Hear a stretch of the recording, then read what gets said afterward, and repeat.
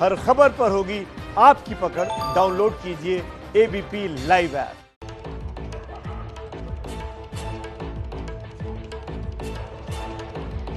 अगर न्याय मिल जाए, अगर बात सुन ली जाए, अगर हक जो है वो दे दिया जाए तो शायद प्रदर्शन ना हो।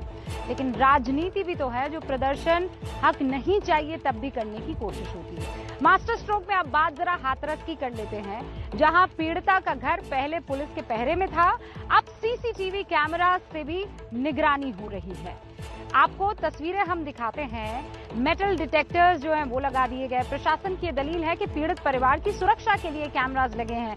हमारा भी मानना है कि पीड़ित की सुरक्षा जैसे हो सके की जाए, लेकिन हमारा यह भी सवाल है कि आखिर चंद कैमरे लगाकर प्रशासन क्या हासिल कर लेगा। कैमरा तो सिर्फ मूक दर्शक है, तमाशबीन है, सब देखने का काम करता है, बस वो कैसे किसी को रोक लेगा। आज जरूरत ऐसे कैमरास की कम है, बल्कि खाकी पर जनता के विश्वास बहाली की ज्यादा है, यकीन मानिए।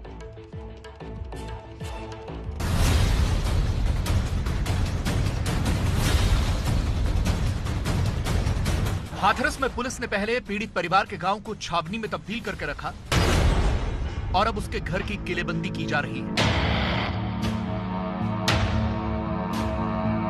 पहले पुलिस अपना काम करने में फेल रही और इस नाकामी का धब्बा दोबारा सरकार के दामन पर न लगे, इसलिए सुरक्षा की दलील देकर स्थानीय प्रशासन ने पीड़ित परिवार के घर के हर कोने में ये सरकारी सीसीटीवी कैमरे टांग दिए हैं।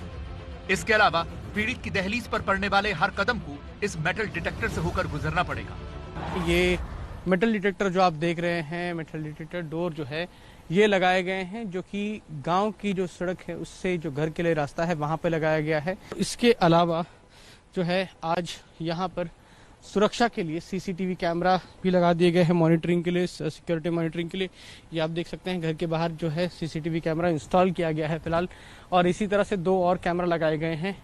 एक ये सबसे पहला घर के बाहर, ताकि जो घर के अंदर आ रहे हैं उसको देखा जा सके। इसके अलावा जो है घर के अंदर जब हम दाखिल होते हैं तो ये घर का जो आंगन है उसको दिखाने के लिए कि घर के अंदर जो आंगन है जहाँ अब तक बैठक होती है, कोई भी आता है तो यहाँ मिलता है, तो यहाँ एक लगाया गया।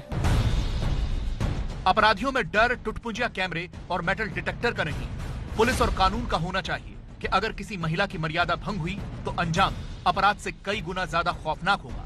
लेकिन ये संदेश देने में फेल प्रशासन सरकारी दलीलें दे रहा है।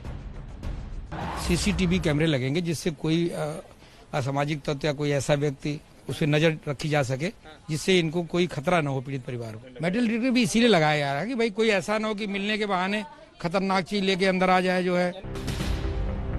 ये भी सच है कि ना ही कानून और ना ही सरकार पीड़ित परिवार को उसकी लाडली लौटा सकता है, लेकिन ये सब कुछ इसलिए ताकि पीड़ित परिवार के मन में कानून का भरोसा लौट सके। पर अफसोस कि ये कॉन्फिडेंस बिल्डिंग की कोशिश पहले ही दिन डिरेल हो गई। परिवार अब अपनी डेहरी छोड़ना चाहता है, वजह सुन लीजिए। पर आगे चल के हमें दहशत है, क्योंकि हमारे बाल बच्चे हैं, बेटी संग में इतना अत्याचार किया, क्योंकि चारों लंग को दबाव है। कोई ऐसा ना है कि कहा कहते बेटी बेटा के पीछे कहा कहते कोई और पीछे कोई घटना को अंजाम दे दे। ये मीटिंग है रही है, ये आरोप लगा रहे हैं उल्टे सीधे, क्या होगा? आदमी घबरा के या तो मरेगो या यहाँ से भागेगो, 2 ही रास्ता है उसके पास में। अब सवाल यह है कि जिसने अपनी बेटी खोई उसी के मन में यह डर क्यों बैठा है?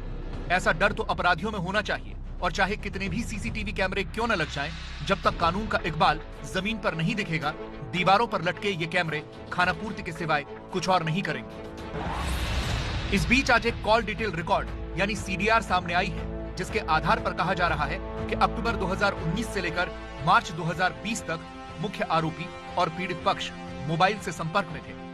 परिवार अब तक किसी भी बातचीत को खारिज करता रहा है, लेकिन इस सीडीआर की मदद से यह थ्योरी गढ़ी जा रही है कि पीड़ित परिवार और आरोपी के बीच बात होती थी, लेकिन परिवार ने इस थ्योरी को खारिज कर दिया है।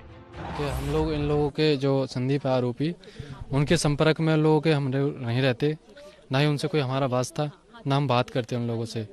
और मेरी बहन तो अनपढ़ है, वो फोन भी नहीं कीपैड चलाना जानती। तो मैं यही कहूँगा अगर बात करती है तो एक बार हमें रिकॉर्डिंग भी सुनाई जाए उसकी, जो कि हम विश्वास कर सकें।